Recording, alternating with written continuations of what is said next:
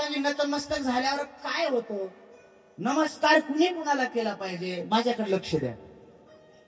अजून सांगतो याच्यात बारकावा. लहान व्यक्तीने मोठ्याचं दर्शन घ्यावं का मोठ्याने लहानाचं? लहानाने मोठ्याचं दर्शन घ्यावं, मोठ्याने लहानाचं दर्शन घेऊ नाही. काय होतं शास्त्रामध्ये असं सांगतात, मोठ्याने लहानाचं दर्शन घेऊ नये कारण त्याचं आयुष्य कमी होत. लक्षात आलं? पण आमच्या वारकरी संप्रदायाच्या नियमाप्रमाणे पाया पडे जन एकमेका. आलं लक्षात? नमस्कार केला पाहिजे. नमस्काराने काय प्राप्त होतंय ऐका. नमस्कार कुणी कुणाला केला पाहिजे?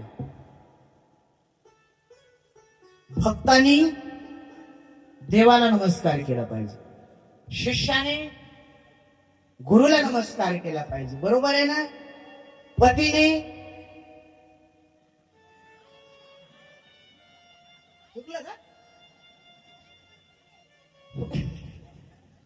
काही म्हणल्या पत्नीला, आपण म्हणल्या माय नमस्कार पत्नीने पतीला केला पाहिजे. काय प्राप्त होतं माहितीये का? सांगतो तुम्हाला, 4 गुण प्राप्त होता. नमस्कार केला पाहिजे. मी नाही म्हणत, ज्ञानोबा नाही सांगतात. अभिवादनशीलस्य नित्यमुडधो उपसेविना चत्वारि तस्य वर्धन्ति आयुर् विद्या यशोबलम. 4 गुण प्राप्त होतात. आयुष्य वाढलं सच्चिदानंद बाबांनी, ज्ञान प्राप्त झालं एकलव्याला, बल प्राप्त झालं भीमदादाला, आणि यश प्राप्त झालं हनुमंतरायाला. यशे थोरविला मारुती आणि विभीषण केला लंकापती.